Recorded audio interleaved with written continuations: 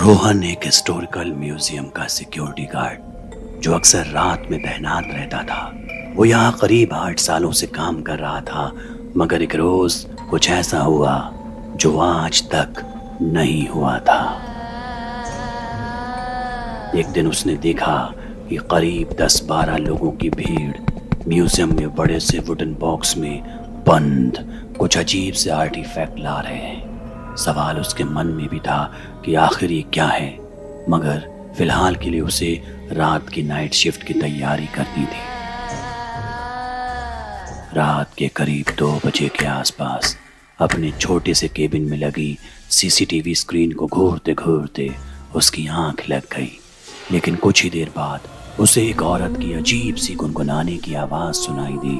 उसने CCTV footage की ओर देखा तो उसे म्यूजियम के अंदर कोई नहीं दिखा। 1-2 बार आंखें मसलने पर भी जब नजरों में कुछ कैद नहीं हुआ तो रोहन कमरे से बाहर निकलकर म्यूजियम में उस आवाज को ढूंढने लगा।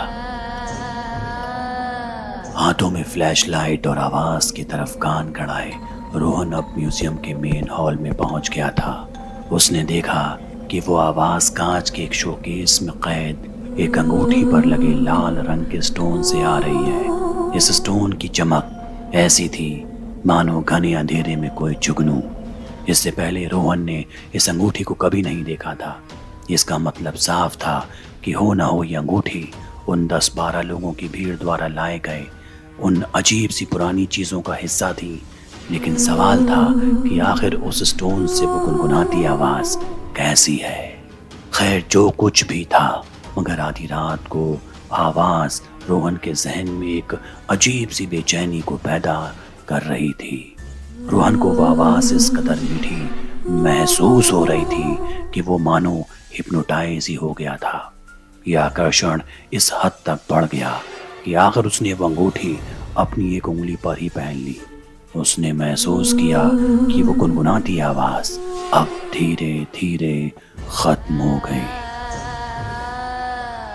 अब जब उस अंगूठी से वो आवाज आनी बंद हो गई तो रोहन का भी लगाव उस अंगूठी से हट ही गया था। वो अब इस अंगूठी को निकालने की कोशिश कर रहा था, मगर वो अंगूठी उंगली पर इस तरह टाइट हो गई कि रोहन की उंगली नीली पड़ने लगी। उसे अब बहुत तेज दर्द होने लगा और वो दर्द से चीखते हुए उस अंगूठी को निकालने की कोशिश करने लगा, मगर उसकी सारी कोशिशें नाकाम नजर आ रही थी कि तभी उसको अपने पीछे किसी के दौड़ कर जाने की आवाज आई। रोहन तेजी से पलटा और फ्लैशलाइट को उस डायरेक्शन में किया, पर वहां उसे कुछ नहीं दिखा। रोहन को अब थोड़ा डर लग रहा था। वो फौरन दौड़कर वॉशरूम गया और साबुन के पानी से अंगूठी को निकालने की कोशिश करने लगा, लेकिन इसका भी कोई फायदा नहीं हुआ। तभी हाथ धोते धोते उसकी नजर उसके सामने लगी मिरर पर गई तो उसकी सांसें ही थम गई। उसके कंधे पर एक काला जला हुआ घिनौना सा हाथ था, जिसकी सिर्फ एक उंगली को छोड़कर हर उंगली पर अंगूठियां थीं। रोहन उस हाथ को देखकर चीख पड़ा और वॉशरूम से भागकर अपने केबिन में लौट आया, लेकिन अब बार बार अपने हाथों की उंगलियों को देख रहा था, जो अब काफी हद तक शीशे में नजर आ रहे उसी हाथ की तरह दिखने लगी थी।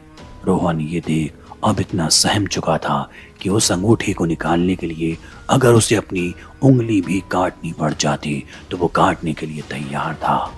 वो हड़बड़ाते हुए फौरन उस अंगूठी के शोकेस के पास लगे इंफॉर्मेशन प्लेट के पास दौड़ा, जहां इस अंगूठी का नाम लिखा था शैतान की अंगूठी। साथ ही ये भी लिखा था कृपया इस अंगूठी को ना छुएं, यह अंगूठी शापित है। जिस किसी ने इस अंगूठी को पहना वो आज तक जिंदा नहीं रहा। बस इतना पढ़ने की देरी थी कि रोहन जोर जोर से रोने लगा। इस वक्त तक लगभग सुबह हो चुकी थी और उस अंगूठी के कारण उसका पूरा हाथ नीला पड़ चुका था। वो अब भी इसी ख्याल में था कि क्या किया जाए। तभी उसके ठीक सामने काला साया नजर आया। वो धीरे धीरे रोहन के करीब आने लगा। रोहन डर गया और वहां से भागने लगा, मगर तभी पीछे से वही काला घिनौना हाथ उसके चेहरे पर आ पड़ा और अपने लंबे नाखूनों से रोहन के चेहरे को नोचने लगा। रोहन डर गया और वहां से भागने लगा, मगर तभी पीछे से वही काला घिनौना हाथ उसके चेहरे पर आ पड़ा और अपने लंबे नाखूनों से रोहन के चेहरे को नोचने लगा। दर्द उसे कराहते रोहन की नज़र जैसे ही उस हाथ पर गई, तभी रोहन की नज़रों ने उस खौफनाक शैतान के चेहरे को कैद किया।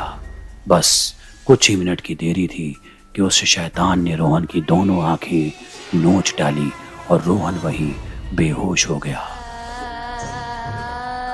अगली सुबह की शिफ्ट करने आए सिक्योरिटी गार्ड ने जब रोहन की हालत देखी तो उसे फौरन अस्पताल ले जाया गया। उसकी दोनों आंखें निकली हुई थी और हाथ की वो एक उंगली भी कटी हुई थी। रोहन के आसपास बहुत खून बिखरा हुआ था और उस अंगूठी के शीशे का केस भी टूटा पड़ा था जहां से अंगूठी गायब थी। गनीमत ये थी कि रोहन की सांसें अब भी चल रही थीं।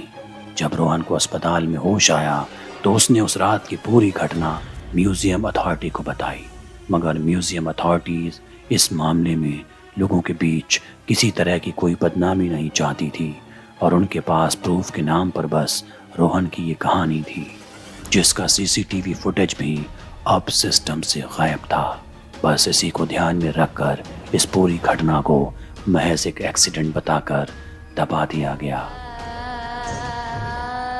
उस रात की घटना का ये अंजाम हुआ कि उस रात के बाद से लोग रोहन को पागल कहने लगे और इसके बाद उसे काम से भी निकाल दिया गया। मगर उस रात के बाद आज तक किसी ने कभी उस अंगूठी के बारे में कुछ नहीं सुना।